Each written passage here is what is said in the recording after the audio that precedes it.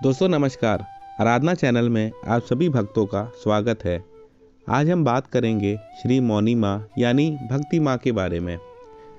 बाबा नीम करौली का नाम आज दुनिया भर में जाना जाता है क्योंकि उनके शिष्यों में एप्पल कंपनी के स्टीव जॉब्स, फेसबुक के मार्क जुकरबर्ग जैसे प्रसिद्ध नाम शामिल हैं। लेकिन बाबा नीम करौली के कई अत्यंत समर्पित शिष्य भी थे जिनके लिए गुरु का वचन ईश्वर के समान था। इनमें से एक थी मौनी माँ, जिन्हें एक बार बाबा ने ताना दिया कि तुम बहुत बोलती हो। इसके बाद माँ ने जीवन भर के लिए मौन धारण कर लिया। आज भी उनकी समाधि पर सभी की मनोकामना पूर्ण होती है। एप्पल के स्टीव जॉब्स और फेसबुक के मालिक मार्क जुकरबर्ग जब जीवन से परेशान हो चुके थे, तब वो बाबा नीम करौली जी की शरण में पहुंचे थे, जिसके बाद उन्हें अपार सफलता मिली जो आज दुनिया देख रही है। बाबा जी के शिष्य दुनिया भर में हैं। हालांकि 3 शिष्याएं मुख्य रूप से रही हैं, जिसमें एक नाम है मौनी माँ यानी भक्ति माँ का। नैनीताल से 27 किलोमीटर दूर पहाड़ियों के बीच बना उनका एक छोटा सा आश्रम है, जहाँ लोग उस अद्भुत शिष्या के बारे में जानने और दर्शन करने पहुँचते हैं। मौनी माँ के बेटे गजेंद्र भाई, जो अब आश्रम के ट्रस्टी हैं, बताते हैं कि माँ की शादी 13 से 14 साल के बीच में हो गई थी। अल्मोड़ा की रहने वाली माता की शादी नैनीताल में हुई थी। आध्यात्मिक प्रवृत्ति होने की वजह से लगातार मंदिरों में जाया करती थी। उन्हें घरेलू कामों से ज़्यादा साधु संतों के सत्संग में रुचि होती थी, जिस वजह से पति पत्नी को परिवार ने अलग कर दिया था। मौनी माँ जब नैनीताल हनुमानगढ़ी में पहली बार आए, बाबा जी के बारे में पता चला तो वहाँ वो पहुँच गई, जहाँ उनको देखकर उन्हें अपना गुरु बना लिया और उनके लिए समर्पित हो गई। इस दौरान महाराज जी ने माँ की कई बार परीक्षा ली। एक बार माँ नैनीताल से भूमियाधार पहुँची तो पता चला महाराज जी हल्द्वानी चले गए हैं। उस दौरान रास्ता बेहतर ना थे, ज़्यादातर पैदल ही रास्ता तय करना होता था। फिर भी माँ ने हल्द्वानी का रुख कर लिया और उनसे मिलने पैदल ही चल पड़ी।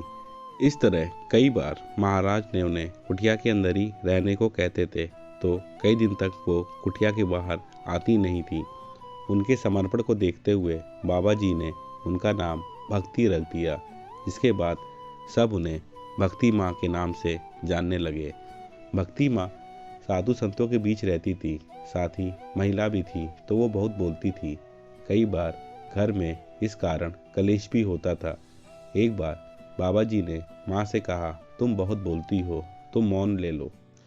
माँ ने जब ये बात सुनी तो उन्होंने मौन धारण कर लिया और फिर अंतिम सांस तक वो नहीं बोली। भक्ति माँ के बेटे ने बताया, जब उसकी शादी थी तो महाराज जी से कहा, आप माँ से बोलो कि मेरी शादी है। तो महाराज जी ने कहा, मैं क्यों कहूँ, तुम कहो। जब माँ को ये बात पता चली तो उन्होंने अपना झोला उठाया और चल दिए। बड़ी माँ के मनोबल के बाद रुकी। उनका मानना था कि मेरे ना बोलने की वजह से बच्चे की नई जिंदगी पर कुछ गलत असर ना पड़े।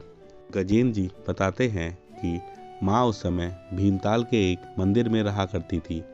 तब उन्हें लगा कि एक मंदिर का निर्माण कराया जाए जिसमें हनुमान जी की 52 फीट की प्रतिमा हो।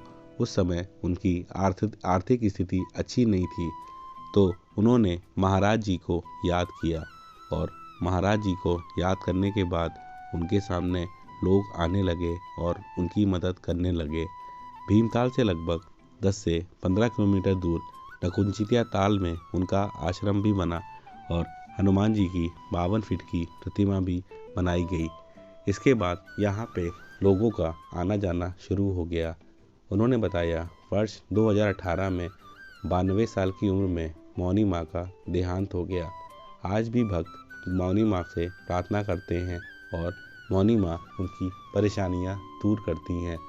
दोस्तों, आपको मेरा वीडियो पसंद आया हो तो उसको लाइक और शेयर करें और भी कथाएं सुनने के लिए हमारे चैनल आराधना को सब्सक्राइब करिए।